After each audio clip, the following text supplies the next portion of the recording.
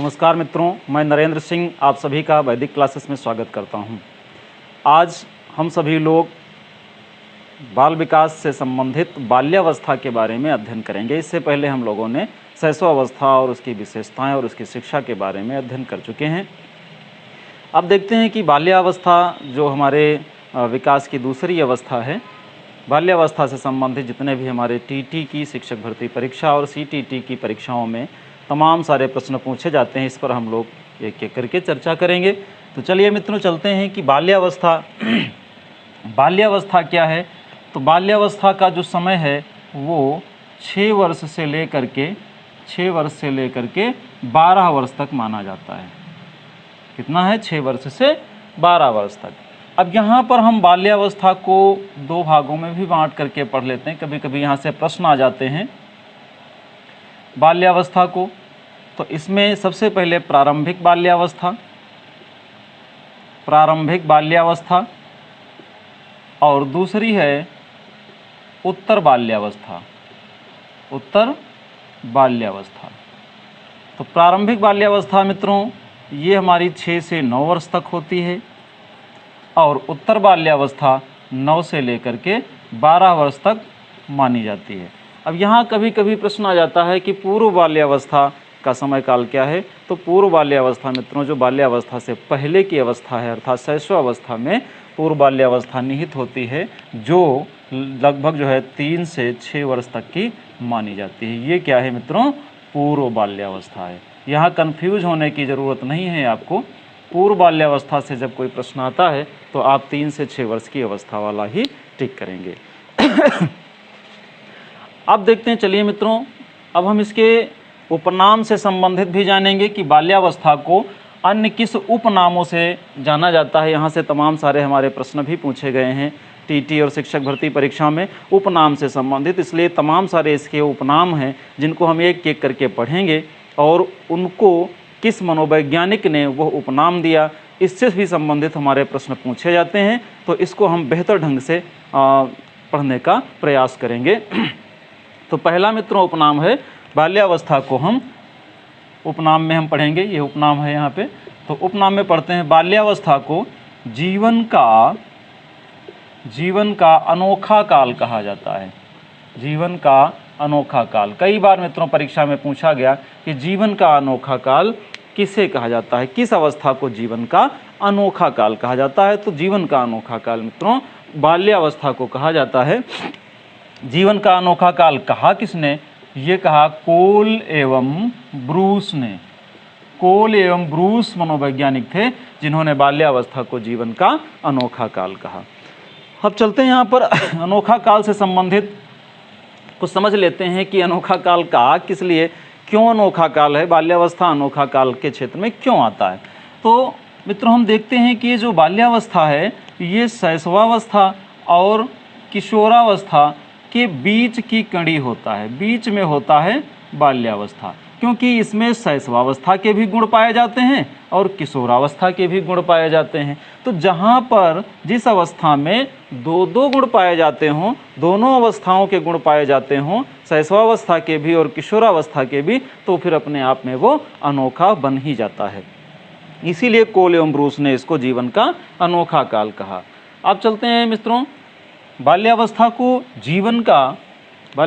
जीवन का स्वर्णिम काल भी कहा जाता है। नंबर 2, जीवन का स्वर्णिम काल। जीवन का स्वर्णिम काल बाल्यावस्था को कहा जाता है। जीवन का स्वर्णिम काल कहा किसने? इसको फ्रायड महोदय ने कहा। सिगमंड फ्रायड ने बाल्यावस्था को जीवन का स्वर्णिम काल कहा। तीसरे नंबर पर देखते हैं, बाल्यावस्था को टोली या समूह की अवस्था कहा जाता है। टोली या समूह की अवस्था।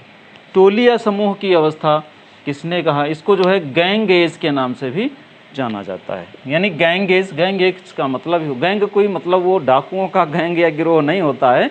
इसको गैंग एज इसलिए कहते हैं कि यहाँ पर जो बालक होता है वो समूह में खेलना पसंद करता है और समूहों को धीरे धीरे बनाने लगता है। लेकिन यहाँ पर हम समूह के बारे में भी थोड़ा सा पढ़ेंगे, क्योंकि यहाँ से कई बार हमारी टीटी की परीक्षा में प्रश्न भी पूछा गया है। तो देखिए मित्रों, समूह दो तरीके का होता है। एक समूह होता है लचीला, लचीला समूह, और एक समूह होता है कठोर।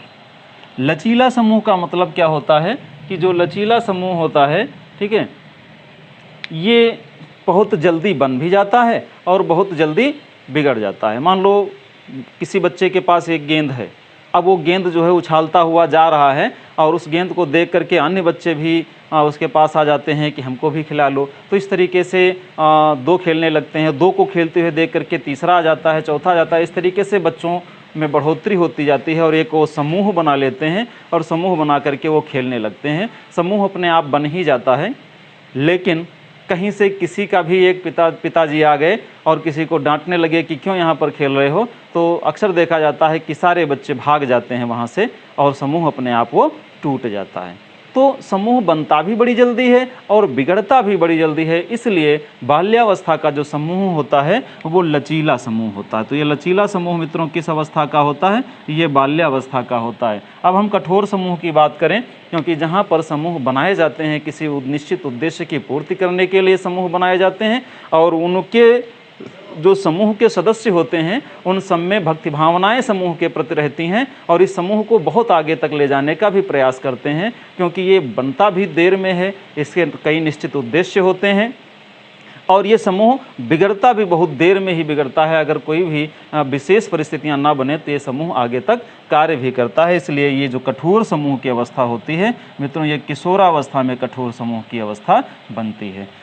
तो इस प्रकार से हमारे जो प्रश्न आते हैं कि जो बाल्यावस्था में है ये जो समूह होता है वो बच्चा जो है समूह का यहाँ पर बहुत सक्रिय सदस्य नहीं होता है, तुरंत समूह बना, सदस्य बना और तुरंत समूह भंग और सदस्यता उसकी भंग। लेकिन कठोर समूह जो किशोरावस्था का समूह होता है, इसमें जो है जो किशोर होता है वो समूह का कैसा सदस्य हो जाता है? वो मित्रों सक्रिय सदस्य हो जाता है। किशोर का जो किशोर होता है वो समूह का सक्रिय सदस्य हो जाता है। लेकिन यहाँ पर हम बाल्यावस्था की बात करते हैं तो टोली या समूह की अवस्था कहते किसको हैं? बाल्यावस्था को कहते हैं। अगर वो सक्रिय सदस्यता, सक्रिय समूह की बात आ जाए, कठोर समूह की बात आ जाए, तब हम किशोरावस्था को टिक करेंगे, अन्यथा हम जो है टोली समूह की अवस्था, हम बाल्यावस्था को ही टिक करेंगे। अब चलते हैं आगे मित्रों, तार्किक चिंतन की अवस्था इसे बोला जाता है। तार्किक चिंतन की अवस्था, तार्किक चिंतन की अवस्था जो है इसे जीन पियाजे ने कहा। मित्रों, चिंतन जो होता है, हम यहाँ पर देखते हैं चिंतन को लेकर के भी हमारी परीक्षा में तमाम सारे प्रश्न पूछे जाते हैं और तीनों अवस्थाओं से संबंधित प्रश्न पूछे जाते हैं। तो अगर हम चिंतन की बात करें, चिंतन की बात करें तो पहला हम देखते हैं कि जहाँ पर चिंतन नहीं होता है, अगर हम यहाँ पर देखें बाल्यावस्था को, तो बाल्यावस्था में चिंतन का अभाव होता है, अतार्किक चिंतन होता है। बाल्यावस्था में कैसा चिंतन होता है? अतार्किक चिंतन। अतार्किक चिंतन शैशवावस्था में, शैशवावस्था में अतार्किक चिंतन होता है। अगर हम बाल्यावस्था की बात करें तो बाल्यावस्था में कैसा चिंतन होता है? तार्किक चिंतन होता है मित्रों, तार्किक चिंतन। और अगर हम किशोरावस्था की बात करें, अगर किशोरावस्था से कोई प्रश्न आता है तो यहाँ पर कैसा हो जाएगा चिंतन हमारा? यहाँ पर हो जाएगा हमारा अमूर्त चिंतन। अब जिस प्रकार से प्रश्न पूछा जाएगा हमारा उत्तर भी उसी प्रकार से रहेगा। हम यहाँ पर देख लिए हैं कि बाल्यावस्था जो है तार्किक चिंतन की अवस्था भी कही जाती है, क्योंकि यहाँ पर तार्किक चिंतन होता है, बच्चा जो भी चिंतन करता है वो तार्किक चिंतन करता है। लेकिन शैशवावस्था के बारे में यदि पूछा जाएगा तो शैशवावस्था में अतार्किक चिंतन होता है, अतार्किक चिंतन की अवस्था होती है, बाल्यावस्था तार्किक चिंतन की अवस्था होती है। और फिर देखते हैं कि जो किशोर होता है वो किशोर जो है वो जो अमूर्त चिंतन की अवस्था करने लगता है, क्योंकि उसका चिंतन प्रगाढ़ हो जाता है, उसका चिंतन वैचारिक चिंतन में परिवर्तित हो जाता है। तो यहाँ पर अमूर्तता की बात आ जाती है, इसलिए किशोरावस्था को अमूर्त चिंतन की अवस्था कहते हैं। तो इसको तुलनात्मक ढंग से यदि हम पढ़ेंगे तो मित्रों यहाँ से बहुत सारे प्रश्न भी पूछे जाते हैं और हमारी समझ में भी अच्छी तरीके से आ जाएगा। अब हम आगे चलते हैं 5 नंबर पर, यथार्थवादी काल भी इसे कहा जाता है। बाल्यावस्था को यथार्थवादी काल, यथार्थवादी काल इसलिए कहते हैं क्योंकि ये यथार्थता पर विश्वास करते हैं, ये मूर्त चिंतन की अवस्था होती है, मूर्त रूप पर विश्वास करते हैं, यथार्थ पर बालक विश्वास करते हैं।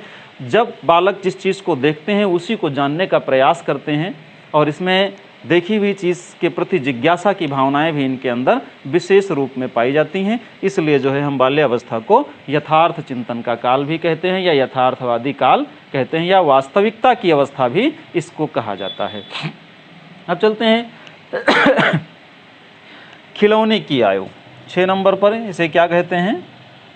खिलौने की आयु। खिलौने की आयु। देखिए मित्रों, यहाँ पर हम इसको 2 भागों में बांटते हैं, एक तो खेल की आयु और दूसरी खिलौने की आयु। 2 अलग अलग यहाँ से प्रश्न हमारे पूछे जाते हैं, तो हम कंफ्यूज ना हो, इसको हम बेहतर ढंग से समझते हैं कि इससे संबंधित एक आती है खेल की आयु। खेल की आयु किसे कहा जाता है?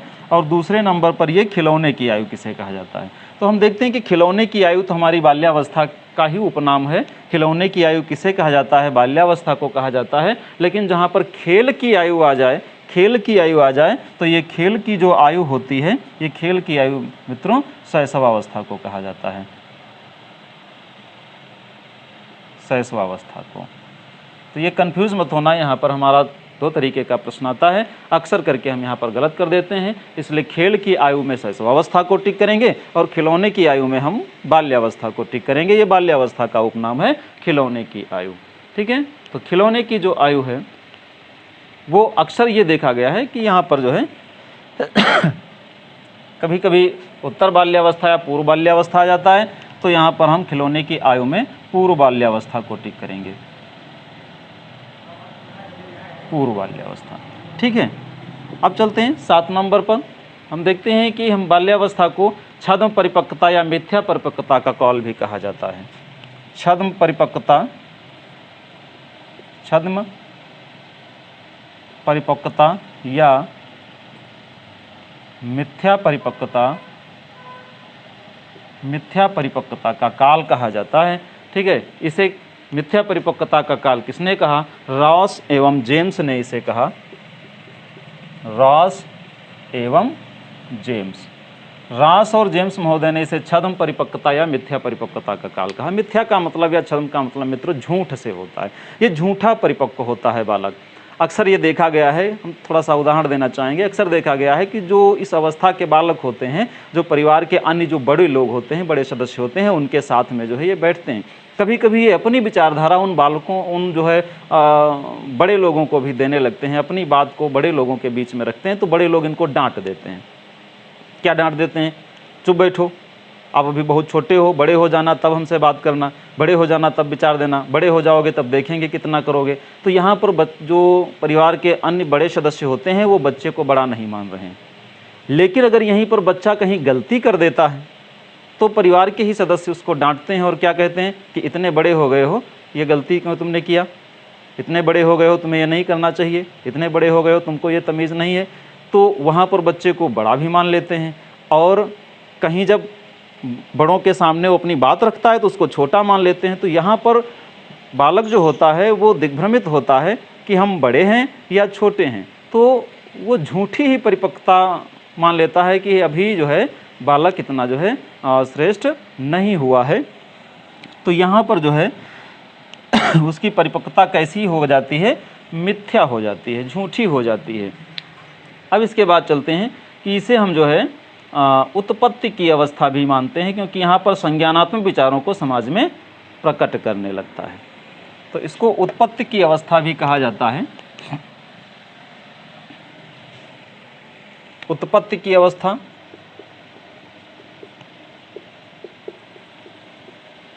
उत्पत्ति की अवस्था इसलिए कहा जाता है क्योंकि यहाँ पर वो अपने विचार को समाज में जो है प्रकट करने लगता है, संज्ञानात्मक विचारों को प्रकट करने लगता है।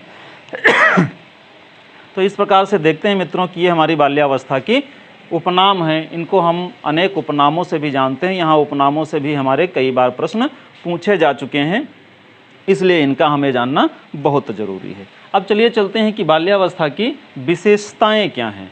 बाल्यावस्था की विशेषताओं के बारे में हम लोग अध्ययन करेंगे और अक्सर देखा गया है कि विशेषताओं से भी बहुत सारे प्रश्न पूछे गए हैं। अब हम विशेषताओं की, बाल्यावस्था के विशेषताओं की चर्चा करेंगे। विशेषताएं क्या हैं? देखिए, बाल्यावस्था की विशेषता है कि शारीरिक विकास की गति में मंदता पाई जाती है। विशेषताओं में हम देखेंगे कि पहली विशेषता है शारीरिक विकास की गति में मंदता।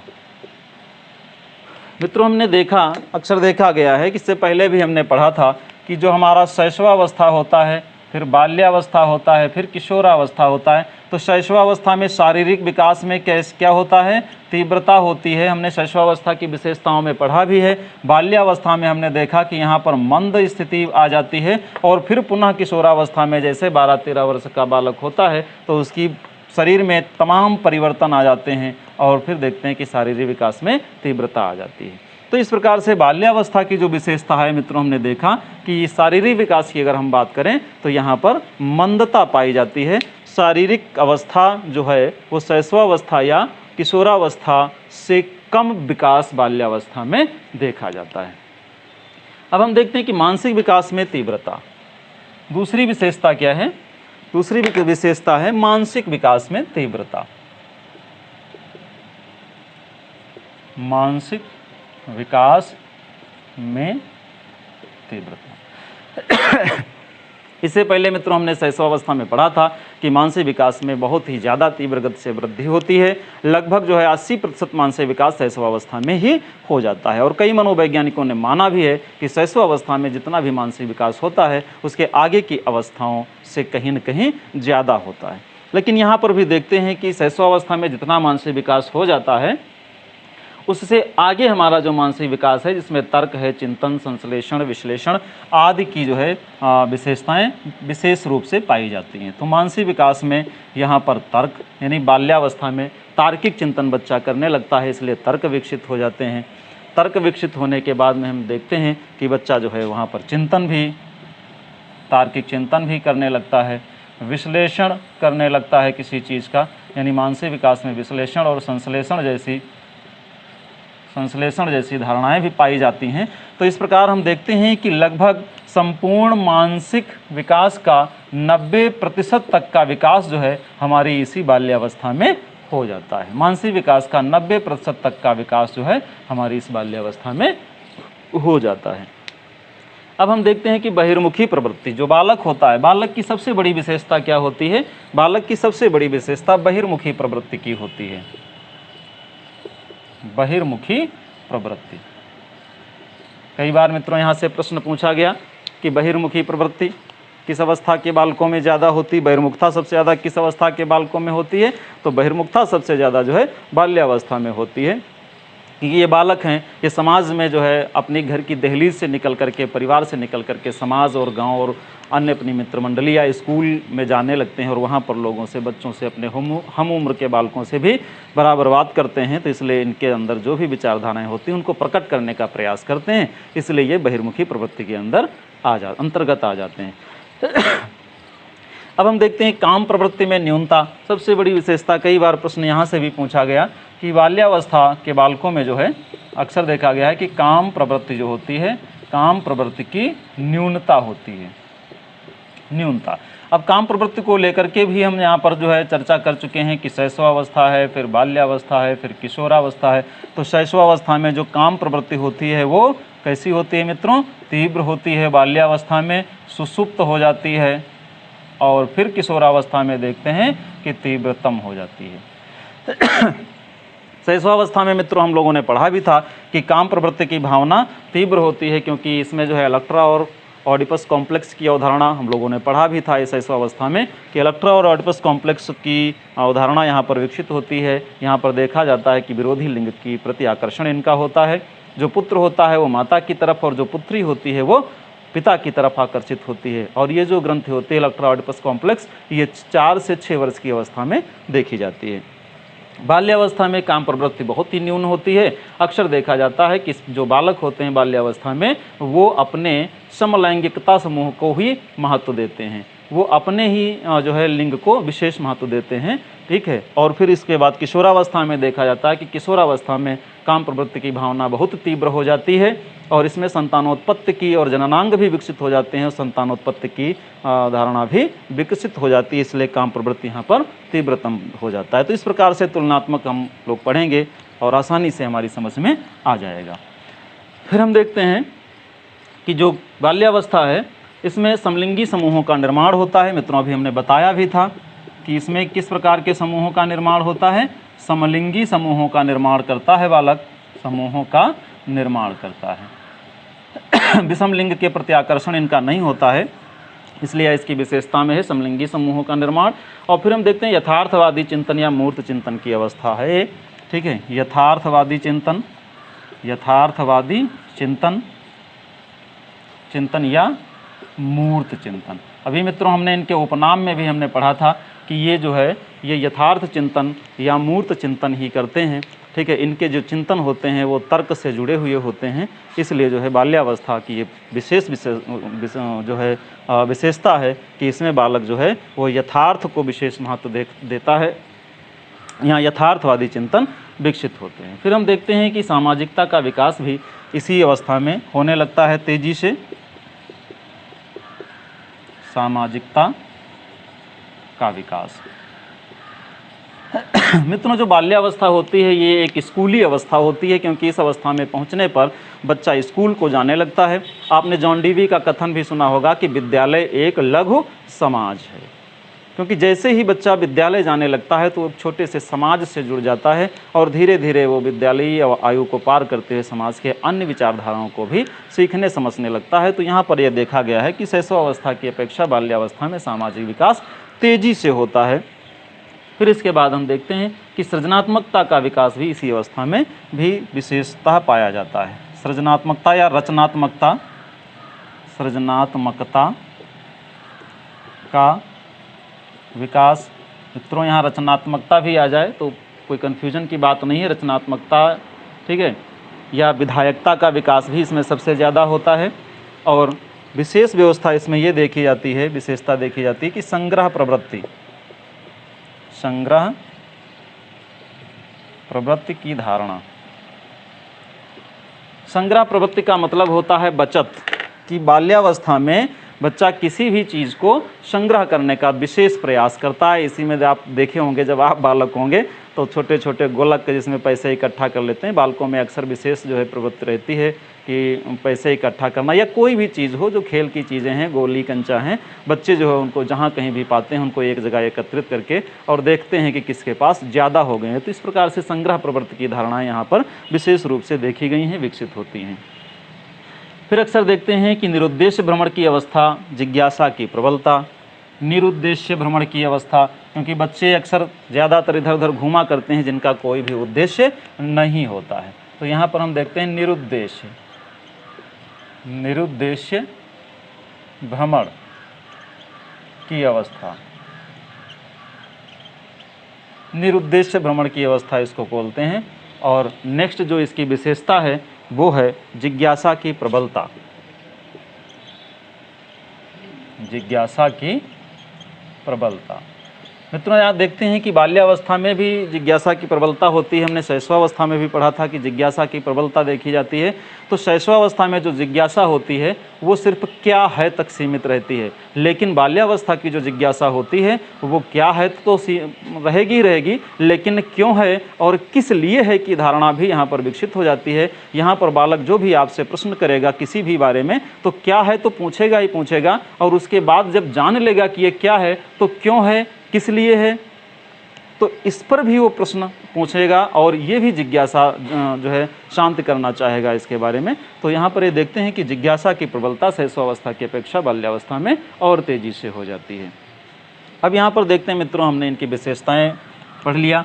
अब इन विशेषताओं के बाद में हम देखते हैं कि इनकी शिक्षा व्यवस्था कैसी होनी चाहिए। इस प्रकार की जब अवस्था में बालक गुजरता है तो उनको हम किस प्रकार से शिक्षित करें, शिक्षा व्यवस्था के बारे में बात करते हैं। तो सबसे पहले हम जब शिक्षा व्यवस्था के बारे में बात करते हैं तो यहाँ पर हम बालक में सबसे पहले भाषा के विकास पर विशेष बल देते हैं, भाषा के विकास पर विशेष बल देते हैं क्योंकि जितने ज़्यादा हम भाषा के विकास पर बल देंगे उतना ज़्यादा हम शिक्षा व्यवस्था सुदृढ़ करेंगे, क्योंकि जो भाषा होती है वो आगे उनके मानसिक विकास और सामाजिक या अन्य तरीके के विकास में सबसे सहायक सिद्ध होती है।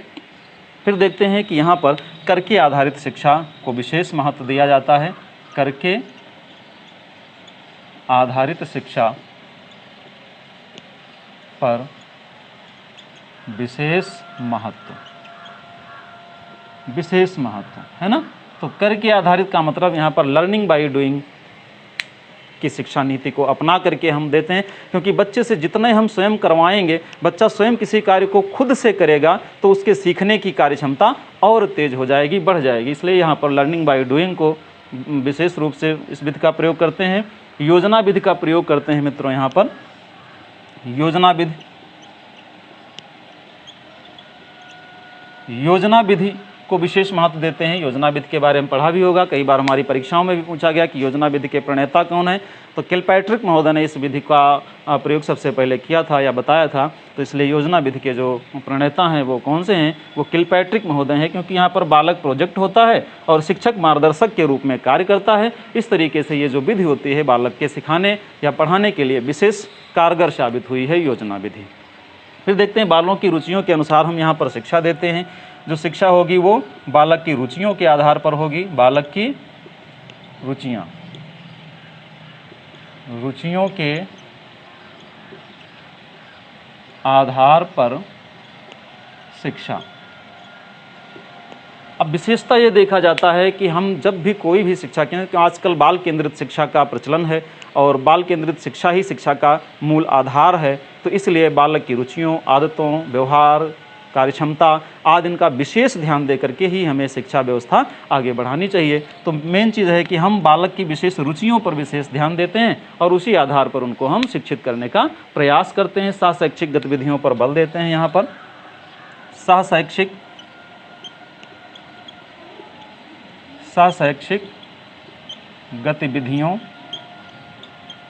गतिविधियों पर बल। सहशैक्षिक का मतलब मित्रों क्या होता है कि सहशैक्षिक का मतलब होता है कि हम शिक्षा के साथ साथ अन्यत्र चीज़ों पर भी विशेष बल दें, क्योंकि शिक्षा का उद्देश्य होता है बालक का सर्वांगीण विकास करना। क्योंकि किताबी ज्ञान पर ही सिर्फ हमारी शिक्षा आधारित नहीं होती है, किताबी ज्ञान के साथ साथ हम व्यवहारिक ज्ञान, सामाजिक ज्ञान, नैतिक ज्ञान, चारित्रिक ज्ञान, इस प्रकार के भी ज्ञान हम बच्चों को देते रहते हैं। तो वो सहशैक्षिक के अंतर्गत आ जाता है।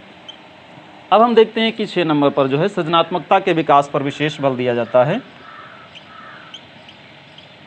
सृजनात्मकता के विकास पर विशेष बल। हमने देखा था कि यहाँ पर जो बाल्यावस्था की विशेषता है, इस बाल्यावस्था की विशेषता में बालक सृजनात्मक होता है, सृजनात्मकता का कार्य विशेष ढंग से अच्छी तरीके से करता है। यदि शिक्षा के माध्यम से बालकों की सृजनात्मकता के विकास पर हम विशेष बल दें और इसे और आगे बढ़ाने का प्रयास करें तो अक्सर करके बालक यहाँ पर वैज्ञानिक रूप धारण कर लेते हैं और नई नई चीज़ों का आविष्कार भी बेहतर ढंग से वो कर सकते हैं।